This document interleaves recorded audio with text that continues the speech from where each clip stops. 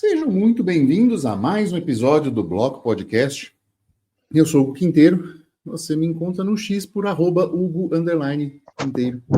E no episódio de hoje, vamos fazer nosso Bloco Podcast Responde número 12. Comigo tem o Felipe, o investidor descentralizado. Tudo bem, Felipe?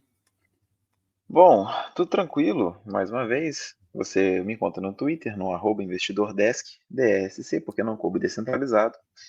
E vamos lá, cara, vamos responder a pergunta da galera aí que chega pra gente, principalmente através do Discord do Fold. Se você quiser participar, tem uma área gratuita, onde você pode também estar comentando lá, interagindo com o povo e conosco. E também tem também a parte do Premium, que aí é para os nossos alunos do curso.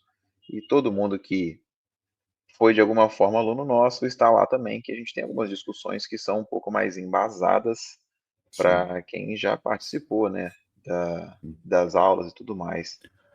E graças ao bot do Berna, que a gente fez até episódio sobre, você pode também assinar a área Premium pagando em Lightning. Olha só, né? Utilizar a rede de pagamentos do Bitcoin para ter esse acesso a esse conteúdo exclusivo, né?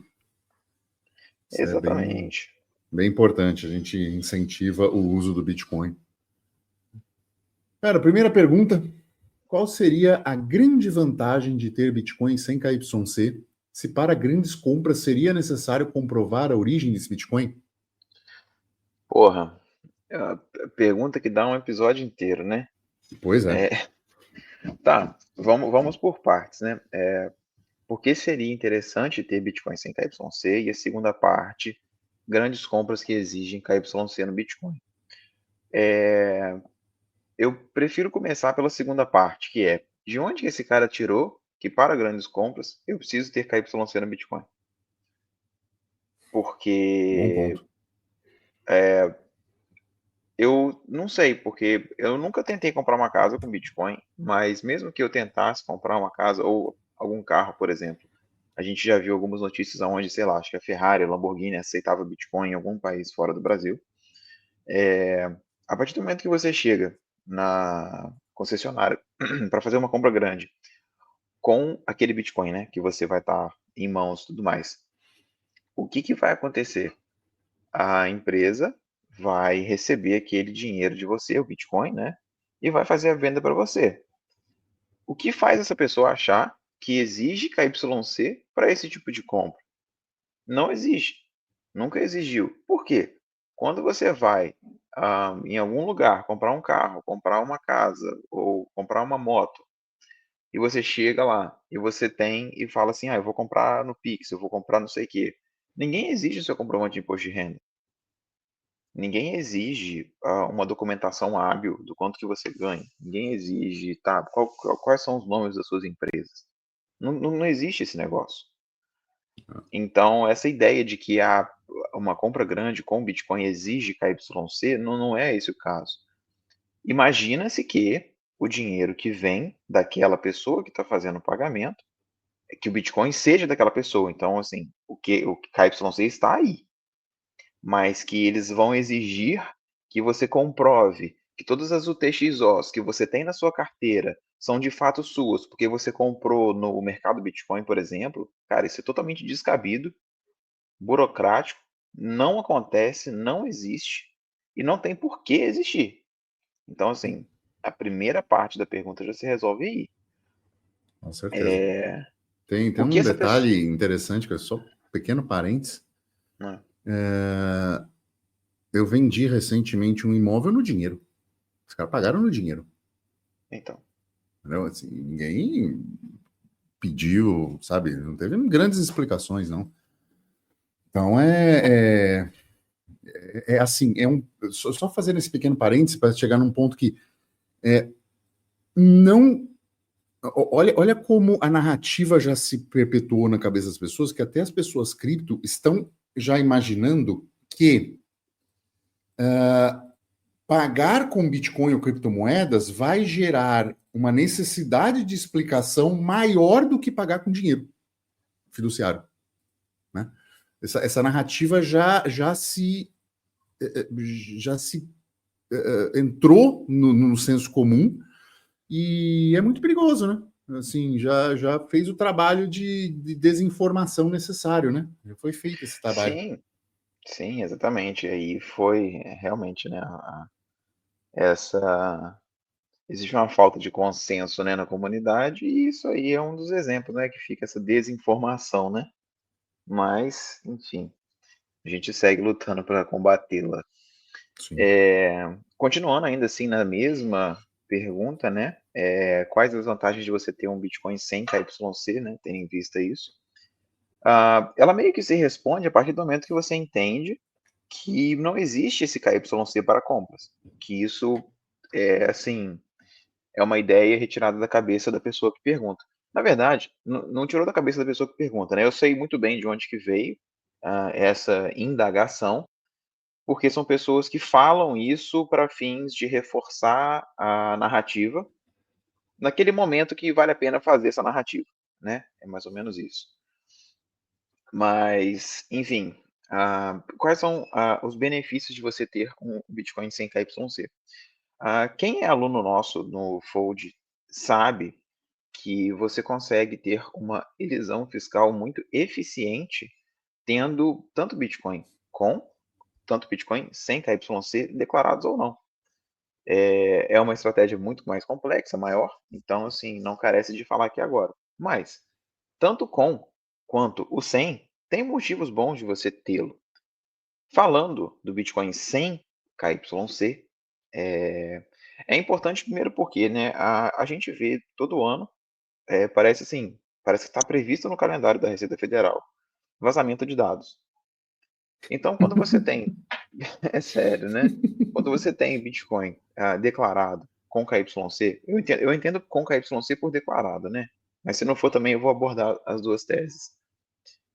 Quando a gente tem esse Bitcoin declarado lá, é de se esperar que em algum momento haja o vazamento desses dados, que são dados financeiros. Dados financeiros são dados sensíveis para qualquer empresa que seja, principalmente para o indivíduo. A gente já viu casos de pessoas que foram raptadas, sequestradas, e exigido que elas entregassem exatamente o Bitcoin. Aconteceu, eu acho, no Goiás. Né? Ano passado a gente falou dessa notícia aqui nos nossos episódios. Então, assim, está acontecendo no Brasil, tá? Tá mais próximo do que a gente pode imaginar. E, assim, ainda mais no Brasil que tem essa onda de violência, né? Porque parece que é normal cultuar a violência. E você vai ter essa divulgação desses dados, não só para talvez um agente malicioso que possa querer tomar isso, né, na forma de roubo, extorsão, mas também o fato de que você pode ter uma mudança na política que vá acarretar o quê? Uma cobrança de imposto sobre lucro não auferido, sobre lucro não realizado. E esse Bitcoin que você tem com KYC, esse Bitcoin que você tem declarado, né, tipo assim, efetivamente falado, olha, isso aqui é meu, pertence a mim, vai ser afetado. Por quê? Não só Bitcoin, né, mas como todos os outros investimentos tradicionais que você tem que declarar no imposto de renda, isso tudo vai ser eventualmente usado para tirar de você esse dinheiro por meio de impostos, né? Então, assim, são coisas que a gente não gosta Uhum. de fazer e tudo mais. Outro ponto positivo de você ter um Bitcoin sem KYC, às vezes, é a facilidade que você vai ter de migrar, de mudar de país, de mudar de estado, de recomeçar em outro lugar. E por mais que possa parecer, né, uma situação assim de, nossa, deu tudo errado, não sei o que eu faço, cara, não é. Algumas situações onde a gente já viu, né, com clientes nossos que fazem consultoria com a gente, é o cara ter, às vezes, conta bloqueada, Uhum. dívida com a Receita Federal, trava tudo. A ex-mulher, processou o cara, Maria da Penha, bloqueio judicial na conta. E aí, tipo assim, aí o cara não sabe o que fazer. E aí o cara tá meio que perdido e tudo mais. E aí a gente tem que trazer essas várias alternativas que existem e só são possíveis, por quê? Porque você tem um patrimônio sem KYC. Você tem um patrimônio que não é sabidamente seu, mas que vai te salvar. Tipo assim, é te salvar mesmo, tá? Não é te dar dinheiro para você viajar para Maldivas, não. É de salvar mesmo. É dinheiro de você ir no mercado e comprar alguma coisa. Então, assim, é mais um motivo super interessante de você também ter, né, um Bitcoin sem KYC. E assim, já rebatendo porque eu acho que essa pergunta veio com base nessa tese, né? Que alguns influencers aí famosinhos falam que você não vai poder ir para mudar para tal país ou comprar tal cidadania se você não tiver a declaração ou a origem dos seus bitcoins. Isso é totalmente descabido, tá? É descabido porque países diferentes têm regras diferentes, leis diferentes, e não é sempre que você só entra em determinado país se você está de acordo com as regras fiscais do país que você está vindo. Então, assim, isso é totalmente descabido mesmo, sabe? Não faz sentido. A gente não teve nenhum exemplo disso em nenhum lugar do mundo. É uma previsão, assim, a sugestão, eu imagino que vá ser assim, e que, mesmo sendo assim, eu acho que não faz sentido, né? Então, eu acho que É, isso é a pergunta. eu acho que, até reforçando o que eu falei na resposta lá no grupo, há uma coisa muito importante, né, nessa sua operação de segurança, que é determinar exatamente o modelo de ameaça. Não ter Bitcoin sem KYC, né, como uma reserva. Quais são os seus modelos de ameaça? É um parente? É a sua família que você não confia? É o Estado que você não confia? Se esse é o Estado que você não confia, você tem que estar de olho em momentos que você vai sair dele. Sair dele, quais são as jurisdições que não pedem origem de dinheiro? Né? Então, assim, tem uma série de legislações, né, de países, de jurisdições que não pedem. Né? Tem até na Europa, inclusive. Então, assim, tudo depende da quantidade. Né? É, O mundo dos bilionários é um outro mundo. Então, depende do que você está juntando para qual propósito. Né? Então, é para comprar alguma coisa? Não. É para garantir tua liberdade? É para. Né? Então, onde isso vai ser utilizado? Então, assim, faz sentido ter, mas esse ter precisa. Essas vantagens, elas podem aparecer muito dependendo do que você está planejando. Né? Então, assim, o seu planejamento tem que estar claro. Não é simplesmente, vou ter porque eu não quero dar satisfação para nada. Mas e aí? Né? E quem é a satisfação? Né? Quem é é, a fonte dessa satisfação que você tem que dar? Por quê? Como? Se isso não ficar claro, se essas perguntas não fizerem sentido na tua cabeça e forem respondidas, não tem por que ter mesmo. Aí compra na corretora, deixa na corretora também e se vira com risco de insolvência dela, como a gente já falou em outros episódios, né? Mas é só especulação, é só número em dinheiro fiduciário que você quer. Então, se isso não está muito claro, não tem por que você separar, não tem por que você ter uma camada a mais de segurança.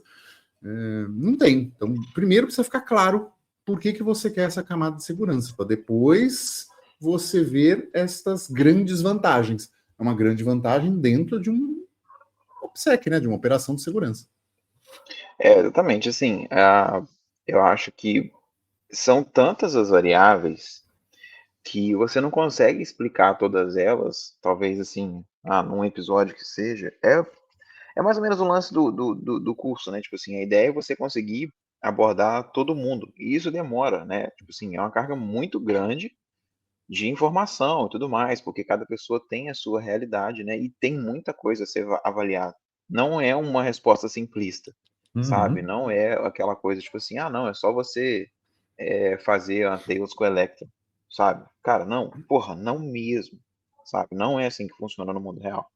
Então, assim, carece, né, de muito mais discussão e tudo mais, mas assim, é mais ou menos por aí, né? Com certeza. A próxima pergunta, então. Fica caro fazer swap? Posso liquidar Monero ou Bitcoin facilmente? Tem liquidez? Cara, é uma boa pergunta. Esse cara até perguntou, né? Eu até mandei, né? Deixa eu ver se foi essa pergunta. Não, eu acho que foi na pergunta seguinte dele, né?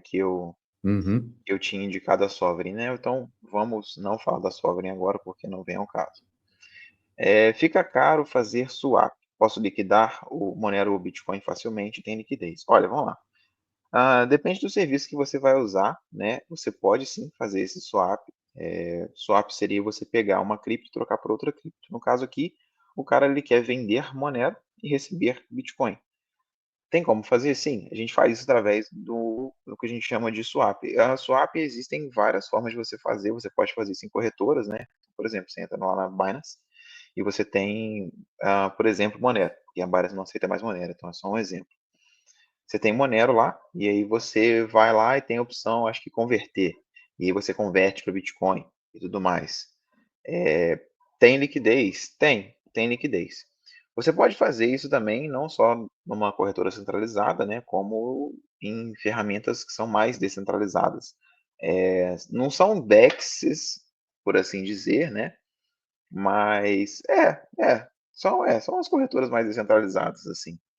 São serviços, né? Tipo trocador, ChangeNow, SideSwap, sei lá, essas monte de coisa aí. Todas elas fazem isso, né? Elas fornecem um serviço onde você manda o XMR para eles. Depois de confirmar, depois de X confirmações, eles mandam o Bitcoin para você. É tudo automatizado até, né? É bem legal.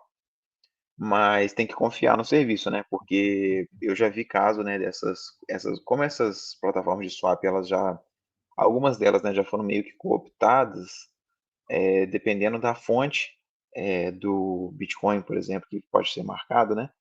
Dependendo da quantidade, às vezes eles dão uma travada e pede para você confirmar, dar confirmação de documento e tudo mais, né? Então tem esses Uhum. porém. Mas enfim, tem liquidez? Cara, tem liquidez. A grande questão que a gente tem que atentar com a liquidez é que você não tem num swap Monero Bitcoin a mesma liquidez do STT, óbvio. Mas você tem liquidez. Uma coisa que acontece, muitas das vezes que o pessoal não entende, é o cara que, tipo assim, ele quer chegar, ele pega uma coisa com, por exemplo, Monero, que tem menos liquidez de todos os exemplos aqui, e aí o cara fala assim, não, cara, eu quero comprar 50 mil reais de Monero, aproveitar que ele está em US$ 200 agora. Você não vai comprar 50 mil reais de Monero em US$ 200, porque à medida que você for comprando, o preço vai subindo, porque a Uhum. liquidez ela é limitada. Então você vai comprar de 200 até 240, porque o preço foi subindo. Dependendo de onde você estiver comprando, não tem tanta liquidez e você vai ver essa variação na cotação. Então, assim, tem liquidez? Tem. Tem liquidez para você fazer 2 milhões de reais em Monero? Porra, vamos com calma, né? Então, assim, até tem, mas você vai pegar essa flutuação aí. Com certeza. É, eu acho que, cara, eu considero os mercados, principalmente P2P, relativamente bem líquidos nesse sentido. São. Não, com certeza. É lógico que, como você muito bem falou, se você for liquidar na casa de centenas de milhares, né, de dólares, a coisa fica complicada. Né? Você não faz isso de uma vez. Você pode fazer isso num dia, utilizando mais de um serviço, né, e tal, porque senão você vai ter um spread cada vez maior, porque você está drenando praticamente toda a liquidez que os caras têm. Mas é um mercado fácil, simples de fazer,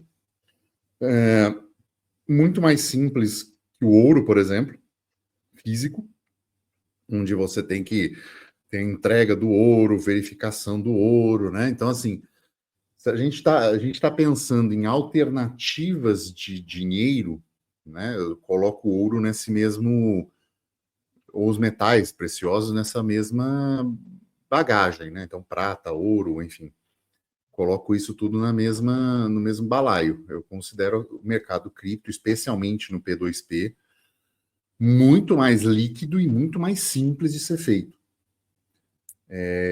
Entrando um pouco na Sovereign Swap, nós temos, né, como parceiros, eles têm esse serviço, você consegue fazer liquidações, claro, dentro deste mesmo esquema. Né? Não é que você vai chegar com 5 mil Moneros e falar, quero liquidar isso aqui agora. Ah, claro, a taxa É, é fixa, isso aqui quero receber em é, Pix. você vai Entendeu? receber exatamente esse valor aqui. Não, não é assim, não. Não é assim que funciona, mas não é assim que funciona na Sovereign só, não é assim que funciona no mercado, É, né? Então, não é uma liquidez imediata e infinita, seja em Monero, seja em Bitcoin, seja o que for, neste mercado P2P, né? No mercado mais tradicional, você até consegue, mas normalmente vem com travamento de saque, com uma série de coisas assim, e necessidade de complementação de informação. O que, em termos de tempo, não estou falando de valores só, estou falando de tempo. Muitas vezes a linha temporal dos dois é praticamente igual ou até mais rápida no P2P, dependendo de como você gerencia isso. Né? Porque o seu saque vai ficar lá travado, você vai ter que mandar a explicação, não é uma coisa do tipo assim, tá aqui minha declaração de imposto, tá, beleza, tá liberado. Não é nesse tempo que eu Não, falei, né? As coisas não mesmo. tomam dias, né? Então, assim, a liquidação de grandes quantidades de dinheiro, e aí eu já estou dizendo, centena de milhar de dólar, ela é mais complicada. Né? É Dezena uma de coisa que milhar já não é tão rápido, normalmente não é fácil no mesmo dia, diria assim, né? Mas centena de milhar a coisa já toma mais de dia, sim. Ou você vai pagar um spread muito maior, né? uma coisa assim, eu falo isso com as pessoas, né? Às vezes o pessoal não entende, porque o cara ele não passa por isso, está acostumado a comprar R$ 1.000, né? O que acontece? Uhum, Quando você compra, porra, 500 mil, 1 milhão, 10 milhões, você não consegue firmar a cotação igual você firma quando você compra R$ 1.000. Que o cara chega assim, eu quero comprar R$ 1.000. Você desconta a sua taxa e tá tudo certo. Ah, não, você vai receber tantos bitcoins. Você não consegue fazer isso numa compra de 1 milhão. Porque uma compra de 1 milhão, ela demora. Ela vai demorar um uhum, dia útil inteiro. Tipo assim, ela vai demorar uma parte do dia, né? Ela demora uma manhã.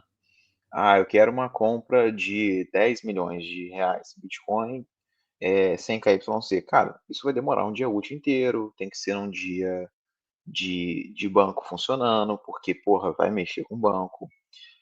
Você vai pegar variadas cotações ao longo do dia. Então, aquele valor final que você estava planejando, às vezes, não vai ser exatamente aquilo. Então, assim, você tem que ter essas coisas em mente, que o cara que, às vezes, só faz transação pequena não entende, entendeu? Então, assim, como a gente não sabe qual que é a realidade de quem perguntou, fica aí, né, esses detalhes, entende?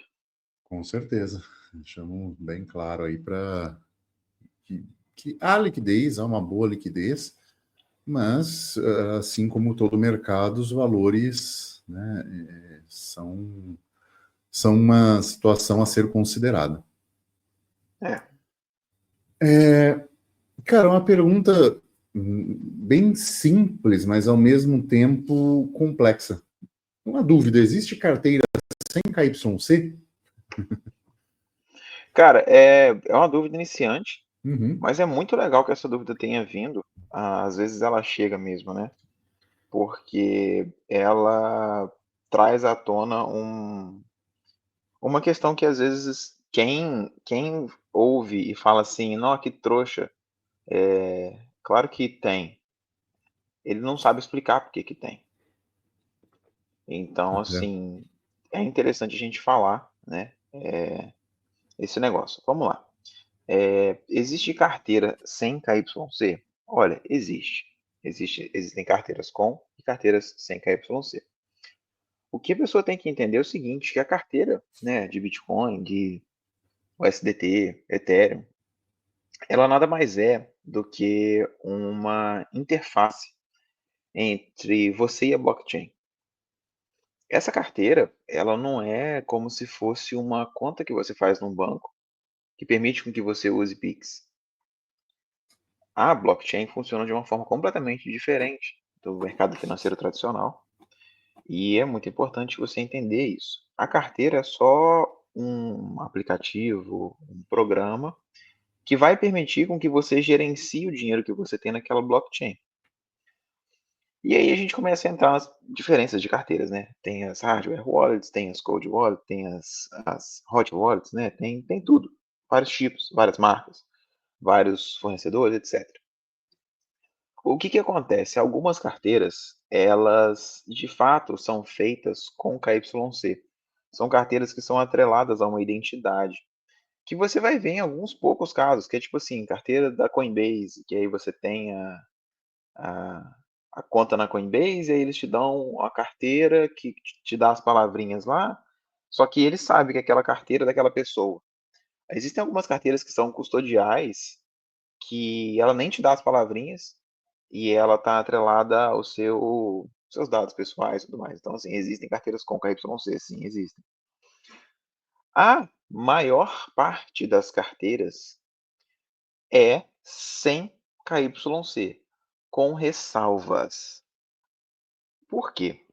Você baixa lá o aplicativo de determinada carteira, a carteira não sabe quem é você, ela serve de interface entre você e a blockchain, você usa ela para ou gerar as 12 palavras para acessar uma carteira, ou você pega 12 palavras que você já tinha e coloca nela e acessa a blockchain. Tipo, a carteira não sabe quem é você. Se você tiver o devido cuidado de escolher uma boa carteira, que talvez tenha código aberto, porque outras pessoas podem lá verificar o código, ver que realmente ela não está captando informações suas, puxando coisas do seu celular, talvez, ou dados de transação e coisas do tipo. E se você também tiver todos os cuidados de OPSEC para que ninguém saiba, né, não, que essa carteira acaba sendo sua. Mas aí já é um ponto um pouco mais para frente, né? Mas assim, existe sim carteira sem KYC. Elas são até as mais usadas, se você for olhar. Só que, né, tem que ter os devidos cuidados. Com certeza. Ah, é, tem sem KYC, mas não necessariamente é impossível de associar por IP ou coisas assim que essa carteira é sua. Então, a necessidade, se você quer ter esse cuidado, né? A gente tem até conteúdo disso, né? Aqui, mas completo mesmo a gente tem no curso, onde a gente fala até de privacidade no geral, né? Na internet geral, que é importante. Sim. Para deixar meus USDTs na carteira da Cake, qual seria a rede mais recomendável entre Polygon e Tron? Cara, Entra um pouco na preferência, né, cara? Assim, é, a Tron tem um processo mais centralizado, a Polygon é uma Layer 2 do Ethereum, então são duas. Eu não sei, cara, acho que para deixar dinheiro estacionado, eu não recomendaria nenhuma das duas. Acho que é uma coisa mais de uso, né? Assim, veja bem, estou falando longo prazo, você pensar 3, 5 anos. Não acho que seja válido deixar em nenhuma das duas, nem mesmo em um SDT. Né? Assim, o mais recomendado não seria nem um SDT. Deixaria mais um dinheiro, né, que está esperando momentos de compra para Bitcoin. Eu não vejo muita diferença entre as duas. Acho que a Polygon tem taxas ainda mais baratas que a Tron no geral. mas eu acho que ele quis dizer o SDT na rede Polygon ou Tron. Então, Você é. falou que você não deixaria em nenhuma delas? Cara, para longo prazo, não. Pô, É é um dinheiro SDT, de. você não acha bom, não? Cara, assim, eu acho, não entenda mal, eu acho que eles têm provas de reserva maiores do que a maioria dos bancos. Sim. Mas eu não sei se eu faria aporte do dinheiro de uma vida e colocaria em um SDT, entendeu? Inteiro. Ah, não, não, não.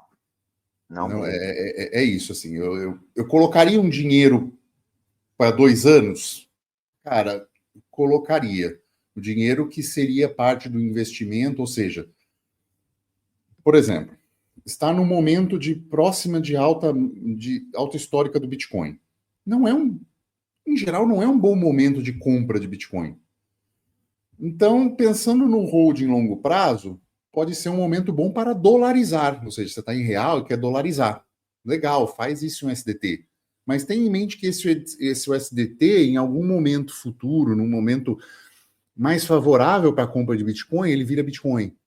Né? Mas não colocaria, talvez, a reserva de emergência, que é dinheiro de 6 meses? Sim, né, para ela estar dolarizada, né, para não estar flutuando com esse câmbio maluco do Brasil, sim, mas deixar ela, sabe, colocar o dinheiro inteiro da vida, tá aqui toda a minha poupança em um SDT, eu diversificaria um pouco mais, mesmo utilizando um pouco do sistema bancário. Claro, quando eu falo isso, não estou falando sequer de real, tá? Em euro, em dólar, né, em caixas, em moedas mais fortes, porque fazendo um pequeno, a gente pode até explorar isso em outro episódio, que dá episódio com certeza. A Europa, a crise financeira que o dólar está causando, no Brasil joga o preço lá para cima, mas a Europa entra em promoção. Foi a maior baixa de combustível, por exemplo, em uma semana dos últimos, sei lá, 5 anos. Porque o euro se valorizou em relação ao dólar e começa a ficar barato as coisas. Então, assim, se para o real fica tudo mais caro, para o euro fica tudo mais barato. Olha que bizarrice. Então, por isso que ter esses caixas nessas diferentes moedas torna-se algo bem interessante. Não, com certeza, é sempre bom ter assim. Então, assim, em termos das duas redes, eu acho que são equivalentes. Não, não me pegaria muito nisso, assim, em termos de confiabilidade. Tem Cara, um uptime relativamente bom as duas. Ambas deram um bugzinho já e ficaram com transações atrasadas, mas nada muito absurdo, assim. É entender a rede que você está operando, né? Não... ó, eu já discordo, assim, eu não gosto muito de algumas delas. Vou explicar, né, por quê. Tipo assim, a, a comparação entre Tron e Polygon, né? A Polygon, ela. As duas são muito usadas, né? Na verdade. A Polygon é muito utilizada e a Tron também ela está crescendo demais, está sendo muito utilizada. Mas vamos lá, experiência. A Tron, ela consegue mandar transação barata respeitando algumas regras específicas que eu não sei explicar. Mas eles têm um negócio lá que são, tipo assim, tipo um crédito que você tem, né, para mandar um número X de transações que gastam X energia. Quando você acaba essa energiazinha lá na sua carteira, né, não é nem toda carteira que tem isso, você tem que pagar a taxa da rede. E, cara, no último mês, a gente está falando agora, né, estou em abril de 2025. No último mês, todas as vezes uma transação específica na rede Tron, ela tem custado de 20 a 40 reais em taxa em Tron. Eu não sei por que dessa variação, eu não sei se às vezes é burrice da minha parte, né, que eu não estou sabendo utilizar, mas eu tenho visto outras pessoas também que estão tendo essa dificuldade na transação com o Tron. Então, assim, fica, fica aí o questionamento. A Polygon custa 1 centavo, 2 centavos. Teve uma vez que ficou muito caro, custou 30 centavos. Então, assim, são coisas a serem avaliadas. A grande questão é que, assim, em termos de escalabilidade, eu acho que nenhuma delas aguenta tanta coisa, né? Sei lá, porque você tem muito volume também, né, de USDT na rede do Ethereum. Então, se migrasse isso para tanto a Polygon quanto a Tron, eu não sei se ela ia aguentar. Mas enfim, eu prefiro a Polygon. É, se fosse deixar o SDT, se fosse deixar, né? Ou seja, passando do ponto que o Hugo já explicou tudo, né? Se fosse deixar o SDT na carteira, o que seria mais confiável? Eu, Felipe, prefiro deixar na Polygon. Eu acho mais fácil de mexer, eu acho que tem uma aceitação interessante e que, tipo assim, tem liquidez fácil e a taxa não fica impeditiva. Mas é a minha ideia. É uma Layer 2, né? É. você ainda tem a garantia da Layer 1, né? Numa eventual situação. Pode ser. Uma interessante sua perspectiva.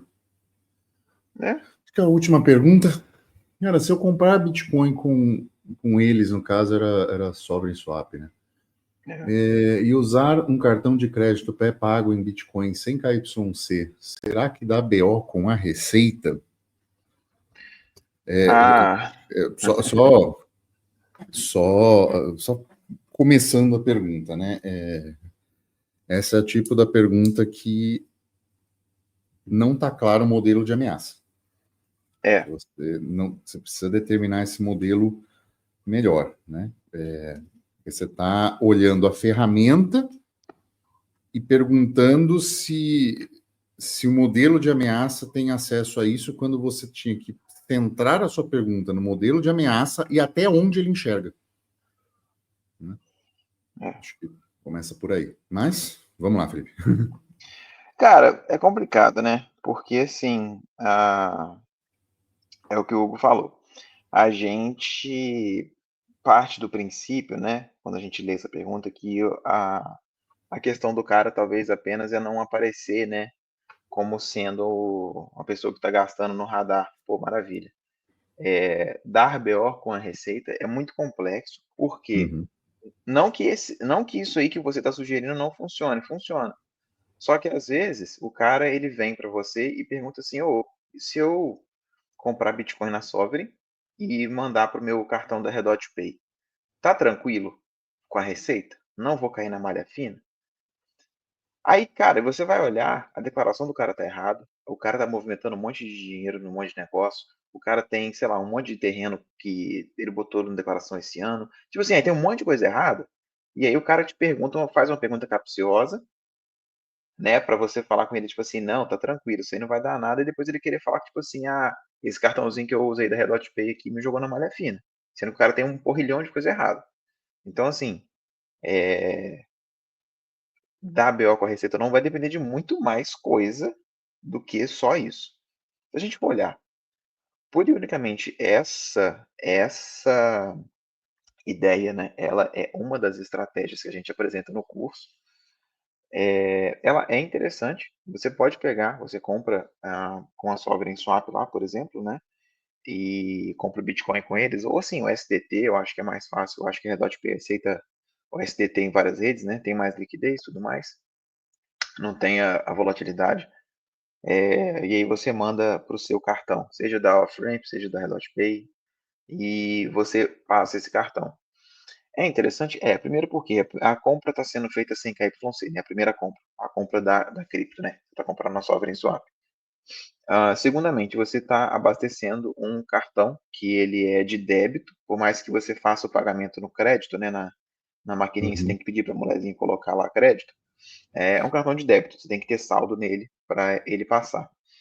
E é válido porque você está passando um cartão que não é de um banco tradicional brasileiro. A ideia do banco tradicional brasileiro, ela é muito próxima das corretoras brasileiras, né? Que eles têm que atender a regulamentações brasileiras, a leis que são muito mais draconianas e que, por isso, todas as suas informações elas são repassadas naturalmente e a Receita fica sabendo de tudo que você faz.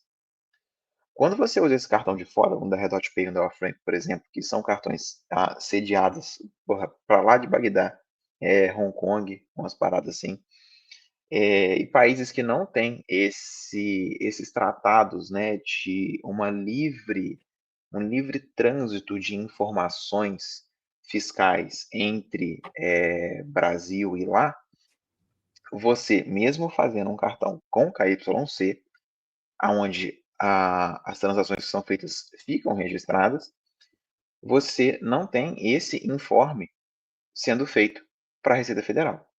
Então, neste caso específico, você consegue fazer esses pagamentos. Você consegue pagar, comprar, tudo lá no débito, tranquilamente, sem que isso seja repassado para frente. Então, é sim uma bela de uma opção. A princípio, não dá BO. Aonde que vai dar BO? Se o cara não tiver o senso e vai. Ele pega, compra um USDT lá na Sovereign, manda pro cartão dele da off-ramp, aí ele vai com o cartão da off-ramp, que tem um limite lá de, sei lá, $10.000 por dia para você passar, o cara vai e compra uma moto por dia e põe no nome dele. Porra, é óbvio que vai dar problema, seu burro. Como é que você vai fazer com essa mutueira de moto no seu nome? Aí que vem o problema. Então você tem que saber utilizar também a ferramenta, né? Exatamente, exatamente. Era esse o ponto. Por isso que eu falei que quando você determina o modelo de ameaça, você precisa olhar com os olhos do teu modelo até onde ele enxerga, né? Vou pegar esse setup todo que foi feito e fazer compras no mercado onde eu não coloco o meu CPF. Cara, muito difícil associarem isso a você, né? Agora, como disse o Felipe, muito bem disse o Felipe, você vai lá e compra uma moto que tem documentação, que tem imposto, que tem uma série de coisas, que tem nome, que tem uma série... Aí não dá, né? Aí você tem uma série de rastros regulatórios em que o Estado bate o double check, olha, vê, associa você, é necessário uma associação, enfim, regula todas as pontas, né, desde do produto saindo até a necessidade do que você precisa para operar aquele, né, que é a carteira de motorista ou de moto. Todas essas questões precisam, né, estão muito bem amarradas para você usar esse tipo de situação. Não que a gente recomende que você faça isso, né? A recomendação oficial é declare seus impostos, né? Busque segurança de maneira patrimonial em outras jurisdições, tanto é que tem a entrevista recente que nós fizemos com o Rafael dos Anjos, que é especialista nessa questão, né, de como você Falado colocar... muita coisa boa, né? Exato, como você colocar dinheiro em outra jurisdição de maneira lícita e tal, e a partir desta maneira lícita, que nesse outra jurisdição que tem um entendimento diferente em criptomoedas, aí você utilizar esse dinheiro, né? Então, essa que ele falou, era um termo que eu utilizava, e ele falou exatamente igual, dessa arbitragem entre nações, né, em jurisdições, para que você tenha uma coisa mais segura para lidar, né? E então tome esse cuidado, né? Evite essas saídas sempre simples, sabe? Como desta pergunta, né? Assim, você pega ali, bota no cartão ali, gasta lá com o que eu quiser, tá tranquilo? A priori não. Tenha isso em mente. A priori não está tranquilo, porque existem muitos detalhes que você precisa estar atento. Agora, dei exemplos de onde é uma camada mais difícil de ser olhada, onde é uma camada mais fácil de ser olhada e cruzada dados, então fiquem também com essa impressão, com essa ideia na cabeça na hora de pensar nesse seu planejamento patrimonial como um todo. Né? Isso aí. Acho que é Fechou, isso, né? né? Por hoje. Lembre-se, então, se chegou até aqui, deixa seu like, deixa seu comentário, né? Deixa até a sua pergunta, a gente pode responder numa próxima edição. Lógico, preferimos que você acesse o nosso grupo do Discord, mas se não tiver Discord, é só comentar aqui ou no canal né, no seu podcast Cripto ou no TV. canal do Cripto TV, que a gente responde num outro episódio da melhor forma possível, tá bom? E é isso. Ficamos por aqui e tchau.